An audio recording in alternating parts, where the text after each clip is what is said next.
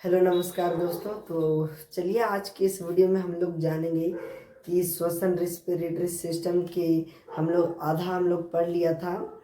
तो चलिए अब आगे हम लोग दूसरा चैप्टर दूसरा पार्ट देखते हैं। दूसरा पार्ट में हम लोग देखेंगे कि श्वास मार्ग क्या है और इससे क्या क्या कौन कौन से हैं और कौन कौन सा क्या वर्क होता है श्वास मार्ग के। जब हम सांस लेते हैं तो कैसे कहाँ कहाँ जाता है और उसके नाम को भी जानेंगे। डायाफ्राम कैसे सांस लेते हैं और इसके साथ ही हम लोग अगले पार्ट में जानेंगे कि हिचकी क्यों आती है। तो चलिए बिना किसी देरी के इस वीडियो को स्टार्ट करते हैं। तो चलिए देखते हैं सबसे पहले कि श्वसन मार्ग क्या है। ओके, तो देखिए श्वसन मार्ग क्या होता है। तो वायु जिस जो हमारा जो हम जैसे हम मैंने बताया था कि फूड जब हम खाते हैं या फिर कोई भी, तो हम हमारा जो फूड खाने के लिए एक फूड पाइप होता है, फूड ग्रास नली होती है। तो उसी प्रकार से हमें श्वास श्वास मार्ग भी होता है। श्वास लेने के लिए श्वसन क्रिया करने के लिए एक श्वास नली भी होती है। तो जिस देखिए वायु जिस मार्ग से अनुसरण करती है उस मार्ग को ही हम लोग क्या कहते हैं, श्वसन मार्ग कहते हैं। ठीक है, तो हम लोग वायु जिस मार्ग से अनुसरण करती है यानी जो भी हम सांस लेते हैं, तो जो यहाँ का जो पाइप है, जो श्वसन पाइप है, जो जो हमारा सांस जो है जाके सीधे कहाँ मिल जाता है, लंग्स में पहुँचता है। तो यहाँ के जो पाइप को क्या बोलते हैं, इसी को कहते हैं श्वसन मार्ग कहते हैं। ठीक है, तो चलिए अब हम इसे 10 भागों में बांटा गया है और इससे क्या क्या होती है हम लोग इसे ध्यान से समझेंगे। तो सबसे पहले हम लोग का है नासा छिद्र। तो देखिए दो नासा छिद्र होता है नाक में। ठीक है, तो नाक में जो हमारे नासा छिद्र, जब हम सांस लेते तो हमारे जो नाक में छोटे छोटे बाल बाल पाए जाते हैं, जो हमें जब सांस लेते हैं तो धूल कणों को हमारे जो हम जब सांस लेते हैं तो उससे बचाते हैं, उन सभी को रोकते हैं। फिर नासा छिद्र में, तो नासा छिद्र कहाँ है, मैंने बताया था कि जिस प्रकार से हमारे जो नाक में जो बाल होते हैं वह धूल कंकड़ों को रोकते हैं, तो इसे ही कहते हैं नासा छिद्र, जिससे हम नाक से सांस लेते हैं। नाक से सांस लेते हैं तो इधर से जाता है। तो और दूसरा क्या है, नासा कपाट। तो ये है नासा कपाट। ठीक है, नाक से ऊपर वाले भाग में जो यह है नासा कपाट। अगर इसमें थोड़ा सा मार दिए तो बहुत कस के दर्द होता है बेटा। तो नासा कपाट में है यहाँ से, तो यहाँ पे म्यूकस पाया जाता है जिसपे कुछ जब यहाँ से जो हमारे नाक के बालों से कुछ धूल कंकड़ छूट जाते हैं और वो अंदर चले जाते हैं, तो क्या नासा कपाट उसे क्या करता है, चिपका लेता है, यानी अपने पास रख लेता है। और वही क्या हो जाता है, चिपक के पूरा एकदम गट्ठा गट्ठा बन जाता है, जिसे हम लोग सोचते हैं सर्दी है, लेकिन वह सर्दी नहीं होता है। वही बाद में सूख के क्या हो जाता है, नकटी के रूप में नकटी हो जाता है और उसी को हम लोग खोखर के निकाल देते हैं पूरा नाक से। तो वही हो गया और हम लोग 2 गो हो गया, तो इसे आप जान चुके हैं। तो और एक बार बता देते हैं, नासा छिद्र हो गया ये, और नासा छिद्र नासा कपाट हो गया ये। तो यहाँ पे जहाँ पे बहुत कस के दर्द देता है, जिसमें यहाँ से बाल होते हैं नाक में हमारे, जो अंदर जब सांस लेते तो उसको रोकते हैं, जितने भी धूल कंकड़ होते हैं उसे। और जो ऊपर वाला भाग होता है नासा कपाट, तो इसमें जो कुछ बच जाते हैं उसे म्यूकस अपने और चिपका लेता है और उसे गड्ढा बना देता है, जिसे नकटी हो जाता है। तो इतना हो गया। तो इससे अगर हम अंदर जाएं, ओके, यहाँ से फिर हम लोग नासा कपाट में गए। नासा कपाट से अगर अंदर आ जाएं तो यहाँ पे हमारा जो गला होता है, यहाँ पे गला को इसमें यहाँ पे होता है ग्रसनी। तो ग्रसनी हम लोग यहाँ से बोलते हैं, तो यहाँ पे ग्रसनी होता है जिसे हम लोग फेरी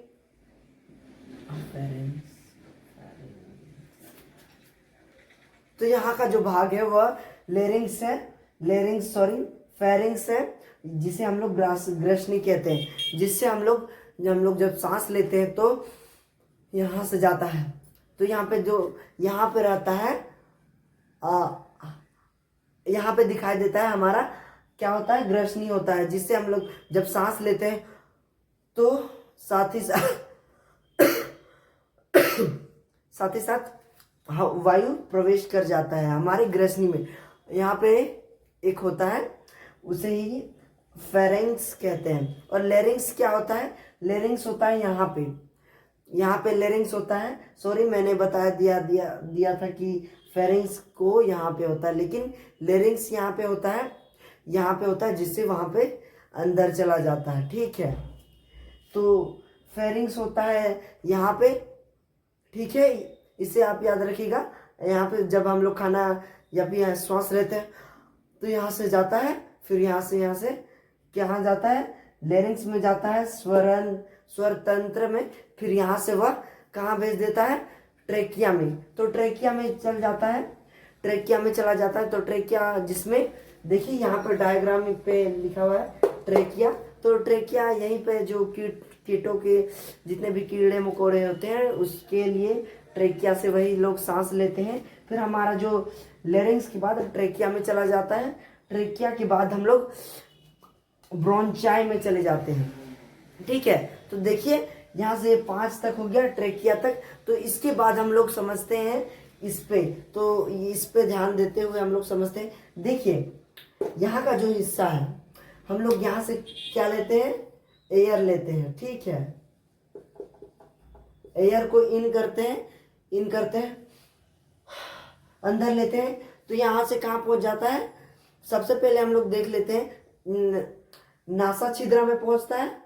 नासा छिद्र से सीधे नासा कपाट में, नासा कपाट से सीधे फेरिंग्स यानी ग्रसनी में, फिर ग्रसनी से लेरिंग्स में, फिर लेरिंग्स से ट्रेकिया में। ठीक है, तो ट्रेकिया के बाद हम लोग देखते हैं जो यहाँ का भाग होता है। देखिए इसे ट्रेकिया बोलते हैं। ट्रेकिया के बाद जो देख सकते हैं कि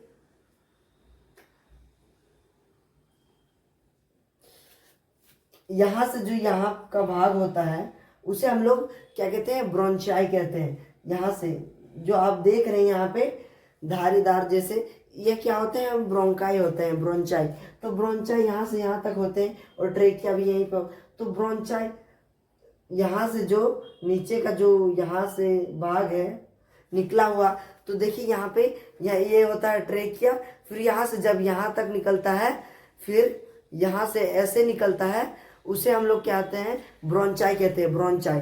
तो ब्रोंचाई से जो जितने भी और भी ब्रोंचाई से और ज़्यादा निकल जाते हैं और उसके अंग निकल जाते हैं, उसको कहते हैं ब्रोंचाइलियस। तो इसे कहते हैं ब्रोंचियलियस। तो इतने जितने भी यहाँ से निकलते हैं उसको ब्रोंचियलियस। और फिर इसके आगे हम लोग देखते हैं तो यहाँ पे है कुछ फूल टाइप से बना हुआ है ब्रोंचियलियस में, इसमें ब्रोंचियलियस में फूल टाइप से बना हुआ है। इसे हम लोग एल्वियल बोलते हैं। ठीक है, एल्वियल बोलते हैं। एल्वियल का काम क्या होता है इसे हम लोग बाद में जानेंगे। तो चलिए सबसे पहले हमने देख लिया है, तो देखिए इतना हमने समझ लिया है।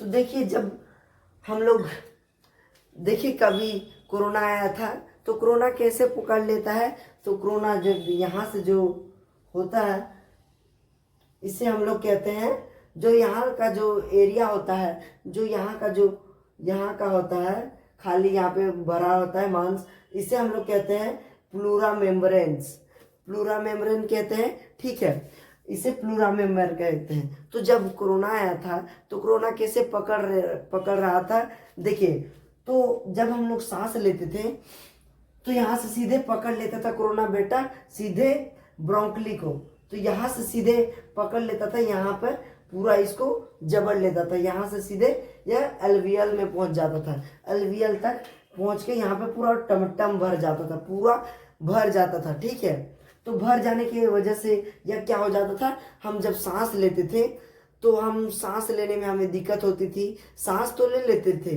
लेकिन सांस यहाँ पे अटेगा कहाँ से, सूरा यहाँ पे पूरा भरा हुआ है, पूरा एकदम पहले से फुल है, तो कैसे सांस ले सकेंगे।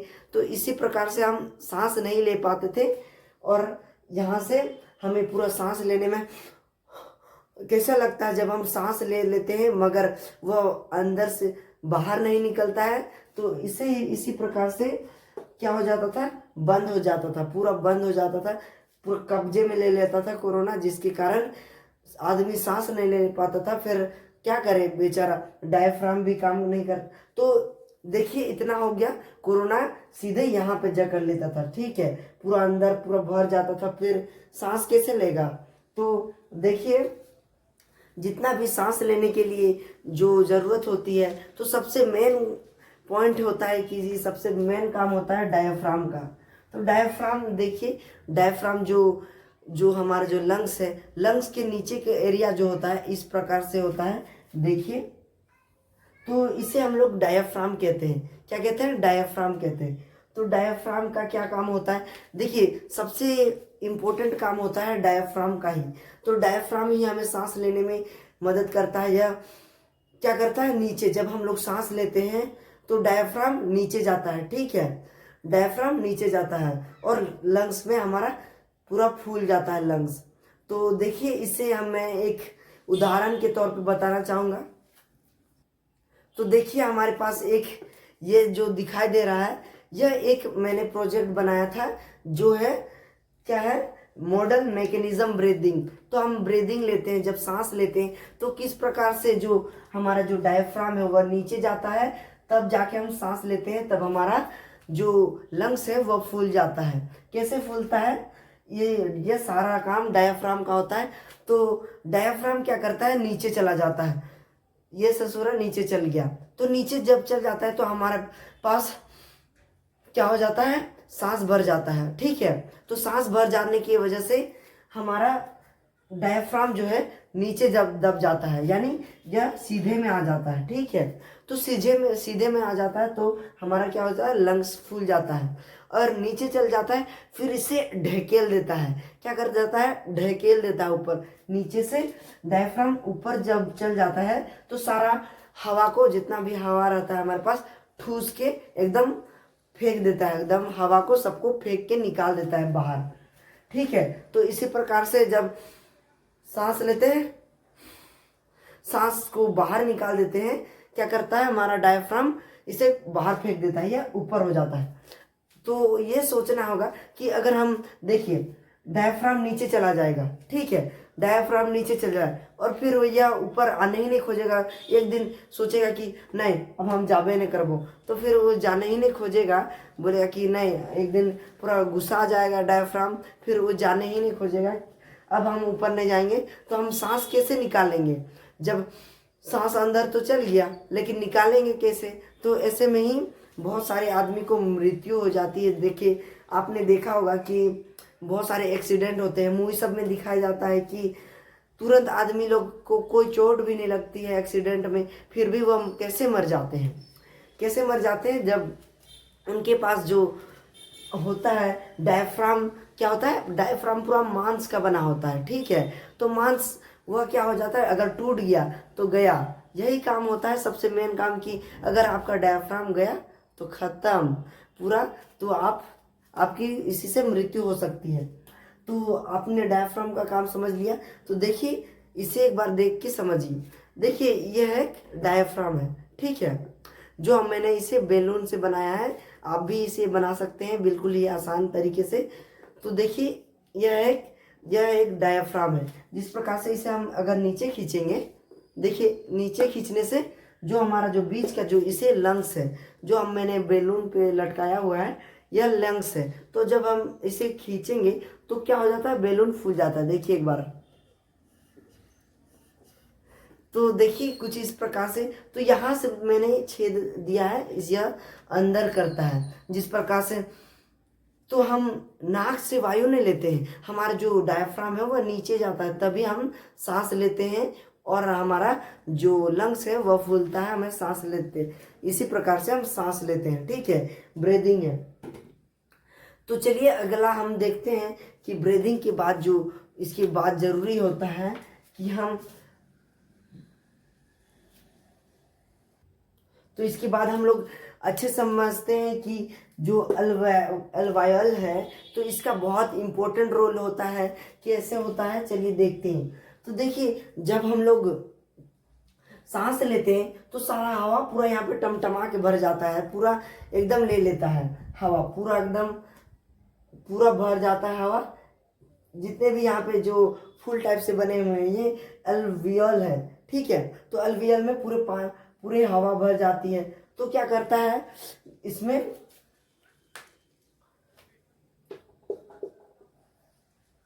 जो HF है वह क्या करता है, पूरे जितने भी हमारे कार्बन डाइऑक्साइड है, तो हम जब ऑक्सीजन लेते हैं तो ऑक्सीजन यहाँ पे CO2 ऑक्सीजन पूरा भर जाता है, ठीक है। तो ऑक्सीजन भर जाता है तो यह क्या काम करता है,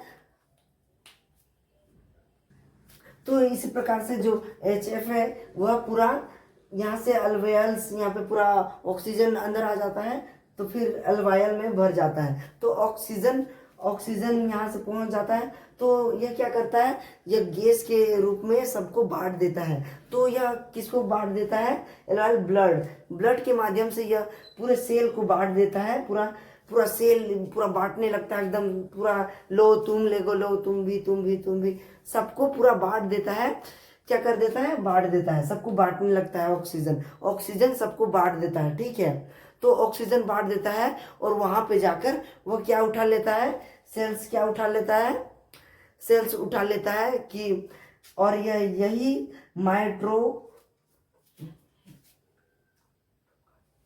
माइटोकॉन्ड्रिया में सबको बांट देता है। तो इसी प्रकार से सबको बांट कर वह फिर क्या उठा लेता है, CO2 को पकड़ लेता है। CO2 को पकड़कर क्या करता है, सेल CO2 को पकड़कर पूरा यहाँ से हाथ में पूरा सब जगह पूरा अपने शरीर में पूरा ऑक्सीजन यानी O2 पूरा छोड़ देता है एकदम।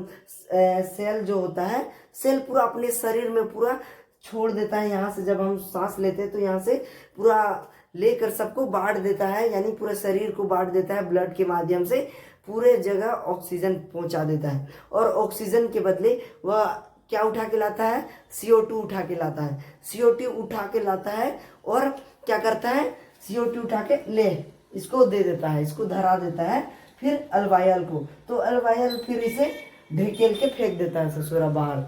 तो इसे फिर क्या करता है, ढकेल के बाहर लथिया के फेंक देता है, ठीक है। तो इसी प्रकार से हमने देखा कि ऑक्सीजन लेता है फिर से बांट देता है, यानी हम जब सांस लेते हैं तो अल्वायल क्या करता है, सबको बांट देता है, पूरा जल्दी ले रहे तुम भी ऑक्सीजन सबको बांट देता है। फिर यह जो सेल है ऑक्सीजन को कहाँ ब्लड सेल तक पहुंचाता है, यानी हमारे जो पूरे शरीर में पहुंचा देता है। पहुंचा कर फिर क्या उठा लेता है, CO2 उठा लेता है। CO2 उठाकर जाके फेंक देता है फिर अल्वायल को, फिर यहाँ से बाहर निकाल देता है। यहाँ से लिए फिर सब जगह बांट दिया, फिर बांट के फिर CO2 उठाए, CO2 फेंक दिया, ठीक है। तो इसी प्रकार से आई होप कि समझ में आ रहा है, ठीक है। तो इतना समझ में आ गया कि क्या क्या है। तो चलिए अब हम लोग देखते हैं कि हमें हिचकी क्यों आती है, हम लोग हिचकी क्यों लेते हैं इसी दौरान। तो देखिए यहाँ पे समझते हैं। देखिए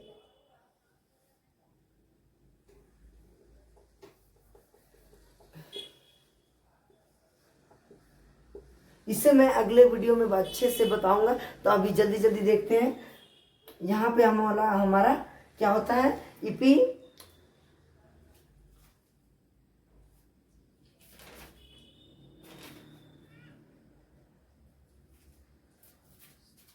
यहीं पे हम लोग का एपिग्लोटिस होता है, ठीक है।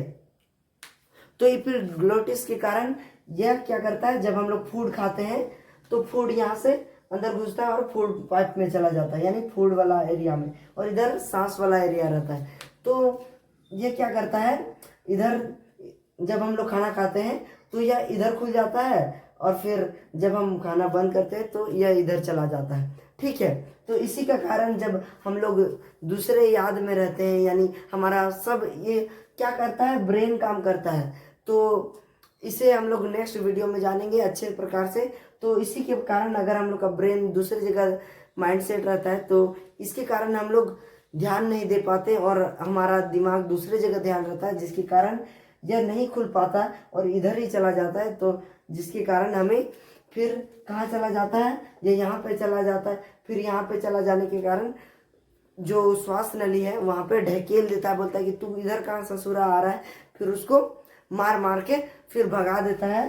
फिर इसी के कारण हमें हर मिनट 2 मिनट के आसपास पूरा हिचकी आने लगती है। तो इसी प्रकार से हमें हिचकी आती है। तो चलिए, इतना आपको समझ में आ गया फुल कॉन्सेप्ट के साथ। तो आगे हम लोग देखते हैं कि हम लोग जब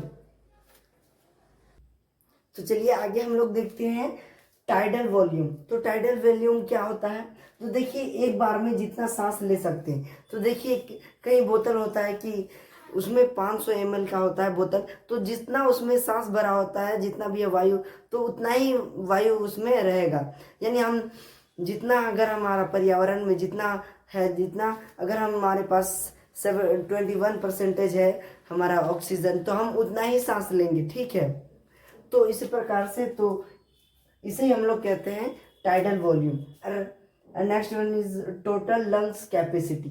तो हम लोग का लंग्स का कैपेसिटी कितना होता है, देखिए एक बार में अधिकतम सांस की मात्रा। तो हमें ज़्यादा सांस कैसे लेते, तो देखिए हम कभी कभी हम 1 मिनट में हम कितना सांस लेते हैं, 16 से 17 बार सांस लेते हैं। अगर सोया है हुआ व्यक्ति हो तो वह कितना बार लेता है, सोया हुआ व्यक्ति 12 बार सांस लेता है, 12 से 13 बार। तो क्यों, देखिए हम जब सोते हैं तो सोने के वक्त में हम लंबे लंबे सांस लेते हैं, तो हम उस टाइम कुछ ज़्यादा देर तक सांस लेते हैं। और यह जब छोटे बच्चों को देखा जाए तो छोटे बच्चे तुरंत सांस लेते हैं, इसीलिए उनके सांस 1 मिनट में 25 से 26 बार वे सांस ले लेते हैं, क्योंकि उनका जो लंग्स होता है बहुत छोटा होता है, दिल होता है बहुत छोटा, जिसके कारण वह ज़्यादा सांस लेते हैं, ठीक है।